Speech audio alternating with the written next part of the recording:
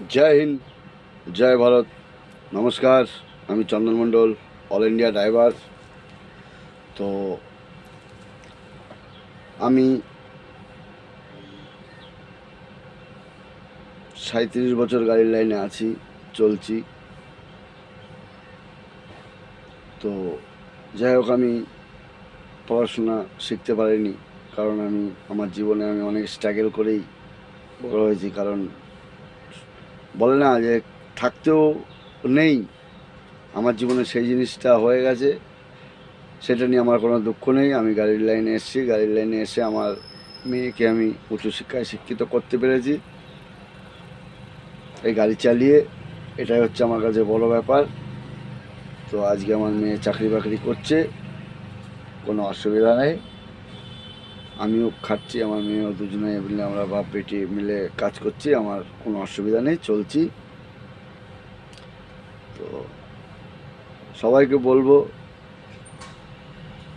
যাই করেন না করেন, বাচ্চা কাচ্চাকে একটু শিক্ষিত করবেন। কারণ শিক্ষিত না হলে আগে গিয়ে আমাদের বাচ্চা কাচ্চার প্রবলেম হবে। কারণ এখন ডিজিটাল হয়ে গেছে সব কিছুই।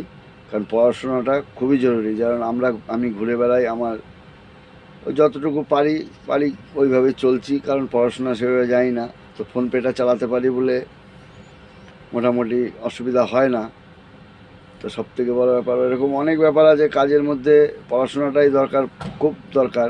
সেটা প্রত্যেকটা বাচ্চাকে, বাবা মাকে বলবো প্রত্যেকটা বাচ্চাকে শিক্ষিত করার চেষ্টা করবেন।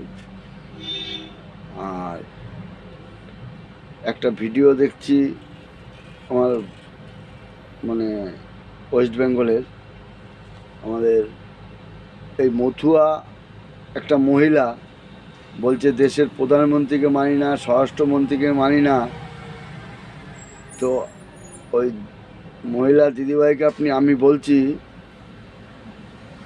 যখন দেশ ভাগ হয় তখন আপনাদের পূর্বপুরুষরা কেন আসেনি? তো এটা মুসলিম কান্ট্রি, মুসলিমরা নিয়ে নিচ্ছে, মুসলিমদের থাকার জায়গা হচ্ছে, সেখানে আপনারা কেন ওখানে ছিলেন?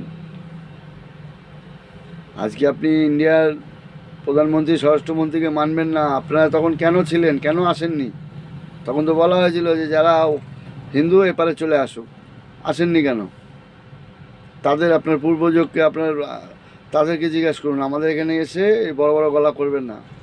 আপনারা শরণার্থী, এখানে শরণার্থীর মতো আপনাদেরকে থাকতে হবে। আপনারা যতই লাফান, আপনাদের কিন্তু সেই ভ্যালু ইন্ডিয়ায় পেতে গেলে এখনও আপনাদেরকে টাইম লাগবে। কারণ আপনার যে বাংলাদেশে জন্ম, এটা পরিষ্কার বোঝা যাচ্ছে যে আপনি এই মাটিতে জন্ম না, নাহলে এই ধরনের কথা বলতে পারেন না। দেশের প্রধানমন্ত্রী, স্বরাষ্ট্রমন্ত্রী সম্বন্ধে আপনার আইডিয়াই নেই যে তার সম্মানটা কোথায়।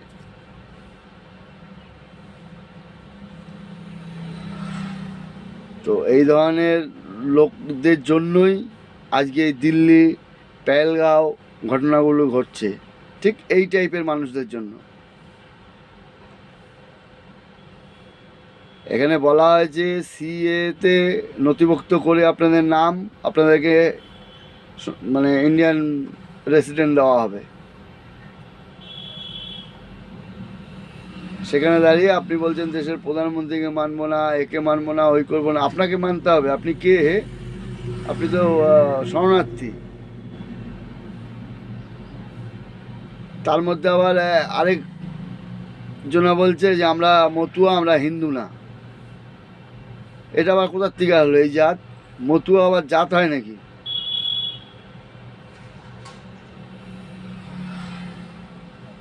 মানে হিন্দু ধর্মকে নিয়ে যা মন চায় তাই, যে যা বক্তব্য, যে যা দেশকে নিয়ে যা কিছু ভেবে নিচ্ছে, মানে সেটাই আমাদের মানতে হবে নাকি? এ তো মানে এক এক সময় মাথা খারাপ হয়ে যায়।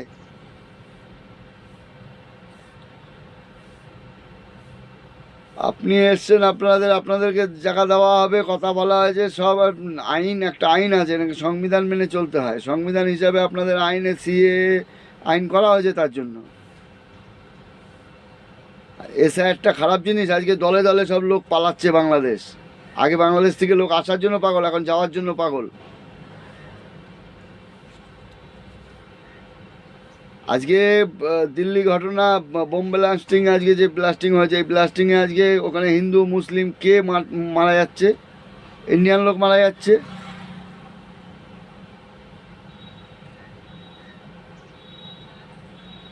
মানে এই মতুয়া আমি দেখছি প্রথমে ছিল এক, মানে একটাই মতুয়া, মানে একটাই ঠাকুর বাড়িতে একটাই মানে একই, সবাই একজোট হয়ে থাকবে।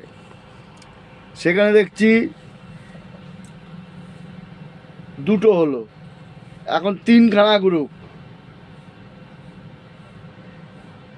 বাংলাদেশ থেকে আপনারা আসেননি, আপনাদের বাপ মা ভুল করেছে, তা দিয়ে এখন চোদন মতন খেয়ে এখানে এসছেন আর থাকতে পারছেন না।